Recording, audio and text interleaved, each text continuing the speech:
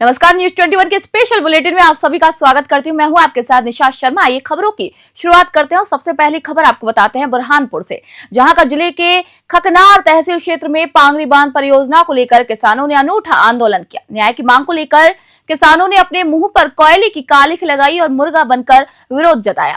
यह आंदोलन अपने आप में विचित्र और सोचने पर मजबूर करने वाला था। किसानों का आरोप है कि सरकार और प्रशासन आदिवासी किसानों के साथ भेदभावपूर्ण और अभद्र व्यवहार कर रहे हैं। कई वर्षों से पांगरी परियोजना समाज और प्रदेश के लिए अचरज और सवालों का विषय बनी हुई है। आंदोलन में बड़ी संख्या में किसान शामिल हुए हैं और उन्होंने अपने हाथों से कालिख लगाकर न्याय की सरकार से गुहार लगाई है। किसानों ने कहा कि निरंतर सत्याग्रह और शिकायतों के बावजूद संबंधित विभागों ने उनकी परेशानियों पर अधिक ध्यान नहीं दिया। उनका कहना है कि सरकार को उनके हक और न्याय की मांग को अब गंभीरता से सुनना चाहिए। बुरहानपुर से विनोद कुमार की रिपोर्ट आप सभी देख रहे हैं।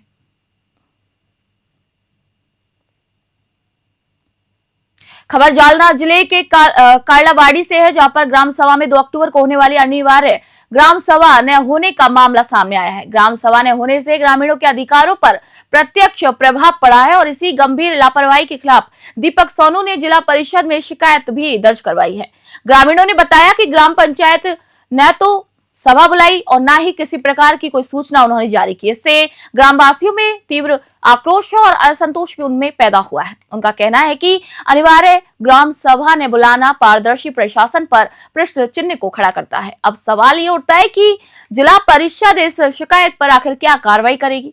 पूरे गांव की निगाहें इसी निर्णय पर टिकी हुई है।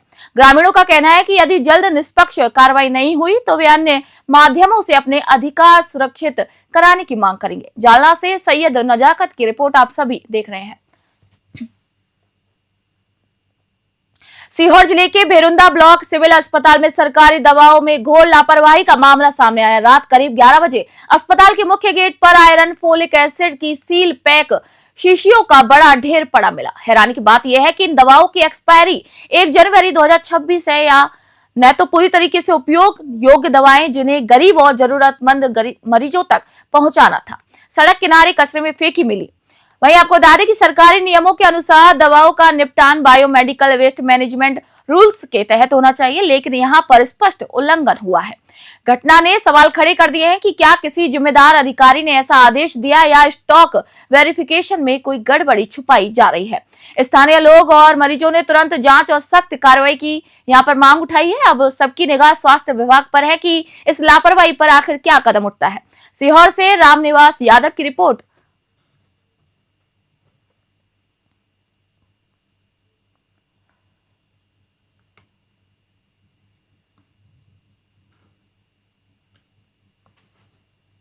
मंडला जिले में स्थित अजगर दादर हर सर्दियों में सैकड़ों अजगरों के सामूहिक दीदार के लिए प्रसिद्ध है। जिला मुख्यालय से 29 किलोमीटर और कान्हा नेशनल पार्क से 30 किलोमीटर दूर ये स्थान अजगरों के लिए स्वर्ग समान है। पथरीली जमीन, खोखली दरारें और चूहों की प्रचुरता इसे आदर्श आवास बनाती है। वन परिक्षेत्र अधिकारी लतिका तिवारी ने कहा है कि सर्दियों में तापमान गिरने पर अजगर बाहर आकर धूप सेकते हैं। अक्सर एक स्थान पर 5-6 अजगर एक साथ दिखाई देते हैं। प्राकृतिक आवास की वजह से ये क्षेत्र अजगरों के लिए सुरक्षित और अनुकूल माहौल भी प्रदान करता है। अजगर दादर अब पर्यटन का आकर्षण बनता हुआ जा रहा है। वन विभाग क्षेत्र की निगरानी और सुरक्षा सुनिश्चित कर रहे हैं ताकि पर्यटक आकर्षित हो और वन्य जीवों को कोई नुकसान न पहुंचे। इस अनोखी बस्ती ने मंडला को वाइल्ड लाइफ मैप पर भी एक नई पहचान दी है। मंडला से अरविंद सोनी की विशेष रिपोर्ट आप सभी देख रहे हैं। अजगरों की उपस्थिति की वजह से पड़ा है, क्योंकि यहाँ पर बहुत समय से देखा जा रहा था कि अजगर ठंड के समय में धूप सेकने के लिए यहाँ डोलोमाइट की चट्टानों के ऊपर आकर रेस्ट करते हैं। और जब ये चीज़ यहाँ के स्टाफ ने, यहाँ के पुराने वन विभाग के कर्मचारियों ने, अधिकारियों ने देखा, तो इस चीज़ को देखते हुए उन्होंने इनके संरक्षण के लिए और इस क्षेत्र को इको पर्यटन विकास स्थल के रूप में डेवलप करने के लिए आगे योजना बनाई। और उसी चीज़ का परिणाम है कि आज इसे इस क्षेत्र को एक इको पर्यटन विकास केंद्र स्थल के रूप में अनुमति मिली है इको पर्यटन विकास बोर्ड से। और यहाँ मूलभूत सुविधा उपलब्ध कराने के लिए वहाँ से हमें सैंक्शन भी जारी हुआ है, जिसमें हमने सबसे पहले यहाँ फेंसिंग कार्य कराया हुआ है। सेकेंड फेज में हम यहाँ पर्यटकों को मूलभूत सुविधाएं उपलब्ध कराएंगे, जिसमें एक कैफेटेरिया, एक वॉशरूम और रेस्ट करने के लिए छाया वाला स्थान शामिल है। इसके अतिरिक्त आगे के लिए हमारा और योजना है कि एक इको। मंडला से एक और खबर आपको दे रहे हैं, जहां पर मुख्यमंत्री लाडली बहना योजना महिलाओं को आर्थिक सशक्तिकरण के साथ आत्मनिर्भर बनने का अवसर दे रहा है। मंडला जिले की रानी अवंतीबाई वार्ड निवासी चांदनी पांडे ने इस योजना से मिलने वाली 1500 रुपए की मासिक सहायता को बचत में लगाकर अपने लिए व्यवसाय की राह बनाई। चांदनी ने छोटी किराना दुकान शुरू की, जिसे आज उन्होंने सफलतापूर्वक बढ़ाया है। अब उनकी आय से परिवार की जरूरतें पूरी होती हैं और बेटी की पढ़ाई का खर्च भी वह स्वयं उठा रही हैं। चांदनी बताती है कि योजना ने उनके जीवन में एक नई उम्मीद और आत्मविश्वास जगाया है। परियोजना अधिकारी अनूप कुमार नामदेव ने बताया कि चांदनी प्रारंभिक चरण से योजना की लाभार्थी और हाल ही में राशि वृद्धि से उनके व्यवसाय का विस्तार हुआ। मंडला जिले की कई अन्य महिलाएं भी इस योजना के माध्यम से आर्थिक सशक्तिकरण हासिल कर रही हैं। मंडला से अरविंद सोनी की रिपोर्ट आप सभी देख रहे हैं। हमारे मंडला नगर की बहन श्रीमती चांदनी पांडे, जो कि विगत 2 वर्षों से मुख्यमंत्री लाडली बहना योजना का लाभ ले रही हैं, उन्होंने उस राशि को अपनी पूंजी के रूप में परिवर्तित करके अपना व्यवसाय प्रारंभ किया और किराना दुकान के व्यवसाय को बहुत छोटे स्तर पर प्रारंभ करते हुए आज वो एक सफलतम स्तर पर है। और अभी वर्तमान में जो माननीय मुख्यमंत्री जी के द्वारा जो लाडली बहना योजना की राशि में बढ़ोतरी की गई है, वह उनके व्यवसाय को और मजबूती प्रदान कर रही है। और हमारे मंडला शहर में और भी ऐसी बहनें हैं जिन्होंने मुख्यमंत्री लाडली बहना योजना का लाभ लेते हुए अपने परिवार को आर्थिक रूप से सक्षम और संपन्न बनाया है। बहुत धन्यवाद मुख्यमंत्री जी को। मेरी दुकान पहले बहुत छोटी थी, मैंने लाडली बहना का पैसों को एकत्रित करा, खाते में जमा किया, धीरे धीरे उसी पैसे को दुकान में लगाकर उसे और ही बड़ा किया और मेरी रोजी रोटी बहुत अच्छे से चल रही है। मुख्यमंत्री जी को मेरा बहुत बहुत धन्यवाद। पहले क्या स्थिति थी आपकी और अब क्या स्थिति है? स्थिति पहले बहुत ही ख़राब थी। पहले हम लोग किराए के मकान पे रहते थे और मेरी बेटी भी बहुत छोटी थी, दुकान भी देखना रहता था और घर भी देखना था। अब बेटी भी बड़ी हो गई है और दुकान भी मुख्यमंत्री जी की वजह से बड़ी होती जा रही है। बहुत बहुत धन्यवाद मुख्यमंत्री जी। मंडला की महिला सशक्तिकरण, महिला को किस तरह से संदेश देना चाहते हैं महिलाओं को मैं यही कहना चाहूँगी कि पैसों का अनुपयोग ना करें, उसे अच्छी चीज़ों में लगाएं और अच्छे से अपना सपनों को साकार करने में उस पैसे को लगाइए, जैसे मैंने लगाया है। किस तरह से दिक्कत? सीहोर जिले के भिरुंदा ब्लॉक में शासकीय महाविद्यालय में 13 लाख रुपए की पुताई को लेकर उठे सवालों के बीच जांच प्रक्रिया शुरू कर दी गई। शिकायतकर्ता अजय टांग द्वारा दर्ज शिकायत के आधार पर गठित जांच समिति ने महाविद्यालय पहुंचकर पुताई कार्य की स्थिति का निरीक्षण किया। जांच समिति के सदस्य फिलहाल स्थल और संबंधित दस्तावेजों का निरीक्षण कर रहे हैं। इस प्रक्रिया के पूरा होने के बाद ही किसी भी प्रकार का अंतिम निष्कर्ष जारी किया जाएगा। स्थानीय लोग पुताई कार्य की गुणवत्ता और वास्तविक खर्च को लेकर संदेह भी व्यक्त कर रहे हैं। उन्हें उम्मीद है कि जांच रिपोर्ट सार्वजनिक होने के बाद इस घोटाले की सच्चाई सामने आएगी।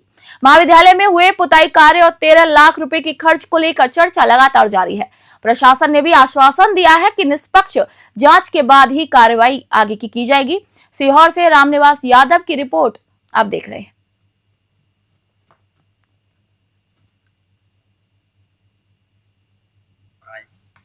ये मामला ऐसा है कि शासन से 5 लाख रुपए इस महाविद्यालय को फर्निशिंग के लिए अलॉटमेंट हुआ था, तो 5 लाख का प्राचार्य को करना था।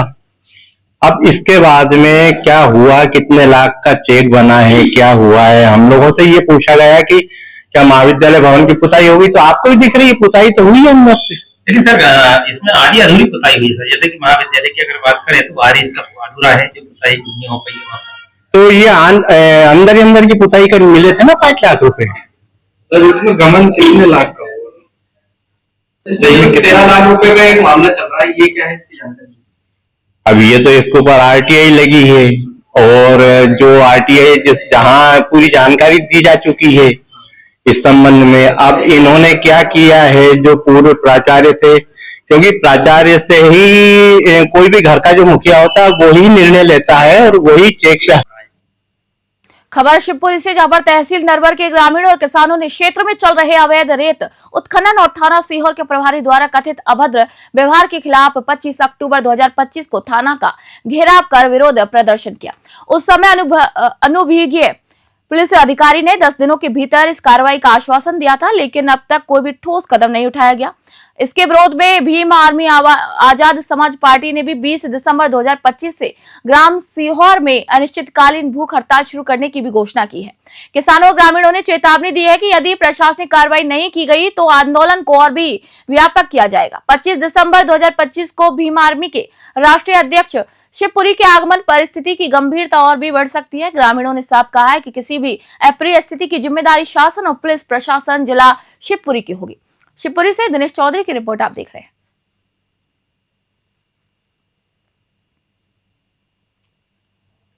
शिवपुरी जिले की तहसील पिछौर अंतर्गत ग्राम मनपुरा में 1965 से संचालित प्राथमिक स्वास्थ्य केंद्र की बदहाल स्थिति को लेकर ग्रामीणों ने जिला प्रशासन को गंभीर शिकायत सौंपी है। ग्रामीणों का कहना है कि ये केंद्र पहले सामुदायिक स्वास्थ्य केंद्र के रूप में कार्य था, लेकिन शासन प्रशासन और राजनीतिक दबाव के चलते से पीएचसी में बदल दिया गया। हालांकि स्वीकृत स्टाफ कभी उपलब्ध नहीं कराया गया। वहीं वर्तमान में पीएचसी बिना डॉक्टर, नर्स और अनावश्यक कर्मियों की लिए चल रहा है। आपको बता दें कि इससे मनपुरा पीएचसी से जुड़े 30-40 गांवों के मरीजों को दूर जाकर इलाज कराना पड़ता है और कई बार उन्हें गंभीर रोगियों को समय पर उपचार न मिलने से उनकी मुश्किलें भी बढ़ जाती हैं। ग्रामीणों ने यहां पर जिला प्रशासन से मांग की है कि पीएचसी का तत्काल नवीनीकरण किया जाए, वहीं पूर्ण स्टाफ नियुक्त किया जाए और स्वास्थ्य सेवाओं को भी नियमित रूप से संचालित किया जाए। चेतावनी दी गई है कि यदि शीघ्र इसके तहत कार्रवाई नहीं की गई तो आंदोलन का रास्ता भी वैसा वो अपना सकते हैं। शिवपुरी से दिनेश चौधरी की रिपोर्ट हम आप सभी को दिखा रहे हैं। नमस्कार साथियों, मैं दिनेश चौधरी। मैं इस समय जिला कलेक्ट्रेट के सामने प्लेग्राउंड में खड़ा हूँ। यहाँ जो भीम आर्मी के समस्त पदाधिकारी कार्यकर्ता मौजूद हैं, जो कि जिला कलेक्ट्रेट किसी आवेदन को लेकर आए थे। हम इनसे जानेंगे किस प्रकार का आवेदन, क्या समस्या लेकर आए थे, जो कि भीम आर्मी के माफी चाहूँगा आजाद समाज पार्टी के जिलाध्यक्ष आजाद समाज पार्टी के उमेश कचवारी जी, इनसे जानेंगे आज क्या किस प्रकार का आवेदन था, क्यों आप यहाँ अपनी समस्या लेकर क्या। सबसे पहले तो न्यूज़ 21 के माध्यम से पत्रकार महोदय आपका बहुत बहुत धन्यवाद। और आज का विशेष जो मुद्दा था वो ये था कि कई बार जो है हमारे ग्राम के द्वारा और ग्राम मनपुरा के द्वारा और ग्राम मनपुरा से जुड़े हुए गाँवों के द्वारा आवेदन दिया गया, कई बार दे चुके थे।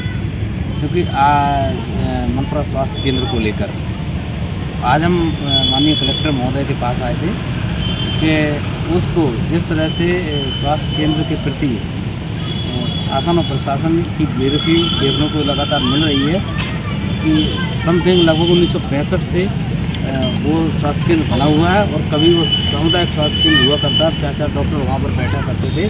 आज उसकी हालत ये है कि वो लगभग खंडरों में तब्दील होता चला जा रहा है। काफ़ी जो आवास गृह, तो डॉक्टर वगैरह कोई नहीं बैठता अभी डॉक्टर बैठते हैं, लेकिन जो मरीज़ आते हैं उनको रेफ़र कर दिया जाता है शिवपुरी के लिए या पिछोर के लिए, जो समय जो है काफ़ी लगता है।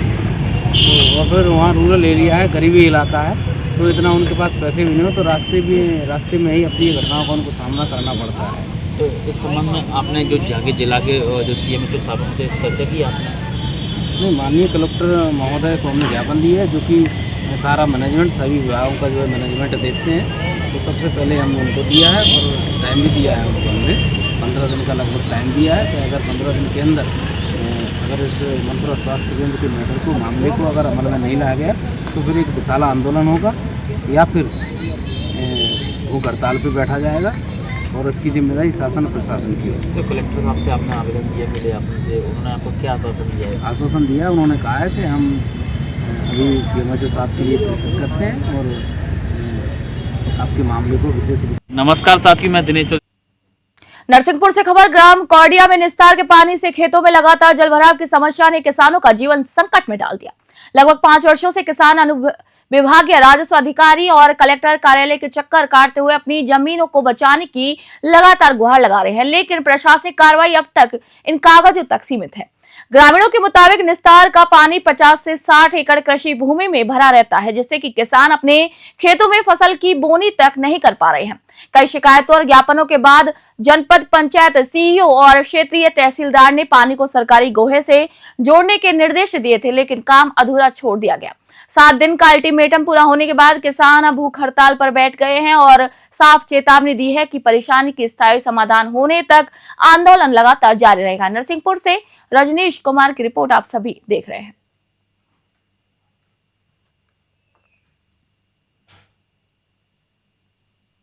किन मांगों को लेकर आप धरने पर बैठे हुए हैं? यहाँ पे जो ग्राम पंचायत विस्तार का पानी वो हम लोगों के खेत में भरा रहा है, उसकी मांग को लेकर हम लोग धरना पर बैठे।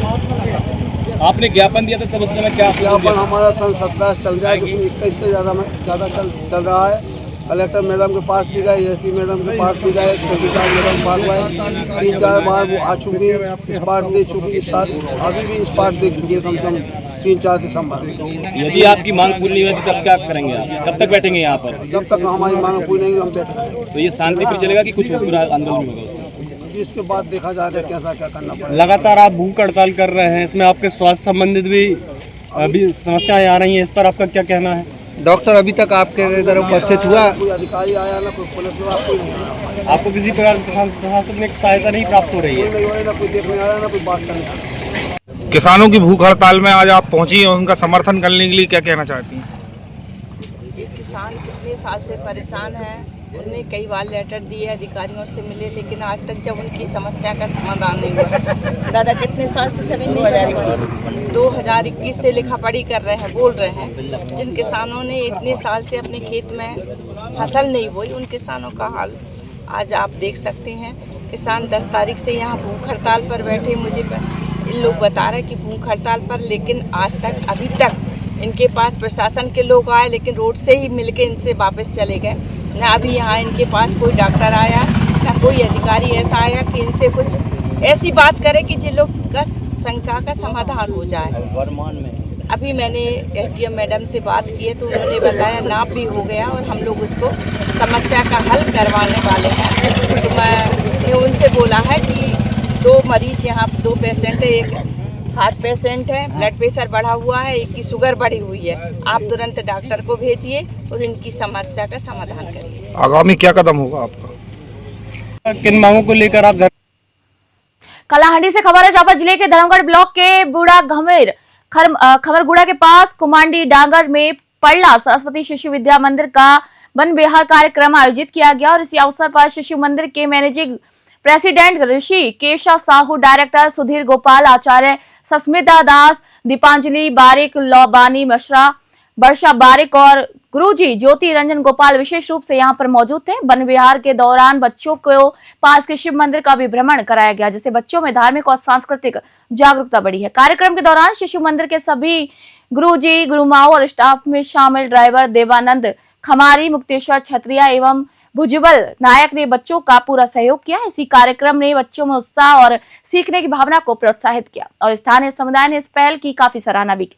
कालाहांडी से सुधीर गोपाल की रिपोर्ट आप देख रहे हैं। गुना से खबर, जहां कलेक्ट्रेट कार्यालय लखनऊ से आई एनडीआरएफ टीम के नेतृत्व में पुलिस, होमगार्ड, स्वास्थ्य विभाग और अन्य विभागों की टीम स्वयं सेवकों ने भूकंप आपदा से बचाव हेतु मॉक ड्रिल का सफल प्रदर्शन किया है।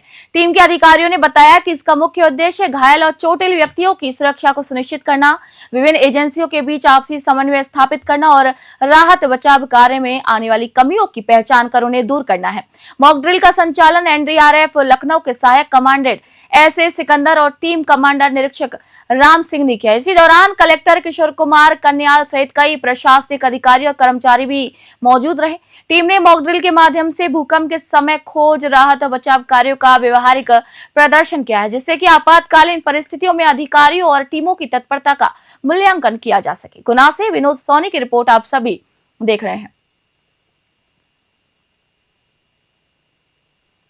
नैनीताल से खबर, उत्तराखंड के मुख्यमंत्री पुष्कर सिंह धामी आज भीमताल विधानसभा क्षेत्र में 1 दिवसीय दौरे पर पहुंचे। लेटी बुंगा मैदान ग्राम पंचायत शशबनी में उन्होंने कुल 17 विकास योजनाओं का लोकार्पण और शिलान्यास किया, जिनकी कुल लागत 112.34 करोड़ रुपए है। मुख्यमंत्री ने कहा कि नैनीताल जिले के समग्र विकास के लिए सरकार निरंतर कार्यरत है। उन्होंने बताया कि क्षेत्रीय विधायक द्वारा उठाई गए मुख्य मार्ग 10 की खराब स्थिति पर तुरंत संज्ञान लेते हुए लगभग 9.5 करोड़ रुपए सड़क पुनर्निर्माण हेतु स्वीकृत किए गए हैं। वहीं धामी ने पहाड़ों से पलायन रोकने और स्थानीय अर्थव्यवस्था को मजबूत करने के लिए एक जनपद 2 उत्पाद, house of Himalayas, state millet mission, home stay और रेड इन उत्तराखंड जैसी योजनाओं का भी यहां पर उल्लेख किया। उन्होंने नकल माफियाओं पर भी सख्त कानून लागू होने, भ्रष्ट अधिकारियों पर कार्रवाई और सरकारी नौकरियों में युवाओं की सफलता की भी यहां पर जानकारी दी। नैनीताल से ललित जोशी की रिपोर्ट आप सभी देख रहे हैं। बहुत महत्वपूर्ण जनपद है और पूरे देश दुनिया में इस जनपद का पहले से ही नाम है। तो ये जिला विकास के क्षेत्र में हर क्षेत्र में एक आदर्श जिला बने। आज सैकड़ों करोड़ की योजनाओं का यहाँ पर लोकार्पण शिलान्यास किया गया है और ये सभी योजनाएं आने वाले समय में इस जनपद के और भीमताल विधानसभा के विकास के क्षेत्र में एक मील का पत्थर साबित होंगी। और सभी योजनाओं का जिनका शिलान्यास हुआ है वो सभी योजनाएं समय पर पूरी हो, पूरी गुणवत्ता के साथ उन पर काम हो, उसके सभी निर्देश यहाँ पर दिए गए हैं। हमारा प्रयास होगा कि जिन योजनाओं का शिलान्यास हुआ। खबर हरिद्वार से। मंगलौर नगर पालिका परिषद ने कस्बे में अतिक्रमण के खिलाफ फिर से कार्रवाई की। लगातार प्राप्त शिकायतों के बाद नगर पालिका की टीम ने अभियान चलाकर अतिक्रमण करने वालों के खिलाफ चालान काटे। अधिशासी अधिकारी उत्तम सिंह नेगी ने यहां पर बताया कि कस्बे में अतिक्रमण की लगातार शिकायतें मिल रही थी, जिस पर नगर पालिका ने टीम गठित कर कार्रवाई की। वहीं अधिकारियों ने स्पष्ट किया कि दोबारा अतिक्रमण करने वालों के खिलाफ कठोर कानूनी कार्रवाई यहां पर की जाएगी। ये कार्रवाई नगरवासियों को नियमों का पालन करने और कस्बे में स्वच्छता एवं अनुशासन बनाए रखने के उद्देश्य से की गई है। हरिद्वार से तनवीर अली की रिपोर्ट आप सभी यहां पर देख रहे हैं। दुकानदारों द्वारा जो दुकान के आगे सामान रखा जा रहा था, उसके कारण लगातार निरंतर जाम की स्थिति मुख्य बाजार में उत्पन्न हो रही थी। इस संबंध में माननीय विधायक जी द्वारा भी बैठक आहूत की गई थी। उस संबंध में लिए गए निर्णयों के अनुपालन के लिए नगर पालिका द्वारा निरंतर अतिक्रमण हटवाने की कार्रवाई की जा रही है। परंतु ये संज्ञान में आ रहा है कि हमारे द्वारा हटवाए जाने के उपरांत तुरंत दुकानदारों द्वारा फिर उसी स्थिति में सामान रखा जा रहा है। इसके लिए हमारे द्वारा यह नीति बनाई गई है कि हमारे द्वारा औचक निरीक्षण कर इसकी गूगल पिक फोटो खींची जाएगी और संबंधित दुकानदार जिसका द्वारा सामान रखकर अतिक्रमण किया गया उसके विरुद्ध चालान की अथवा अन्य वैधानिक कार्रवाई अमल में की जाएगी। क्षेत्र में लगातार ये कार्रवाई आगे भी जारी रहेगी। यह कार्रवाई निरंतर जारी रहेगी और औचक रूप से जारी रहेगी, निरंतर जारी रहेगी। स्पेशल बुलेटिन में फिलहाल के लिए इतना ही। देश दुनिया की खबरों के लिए देखते रहिए News 21। तब तक के लिए नमस्कार।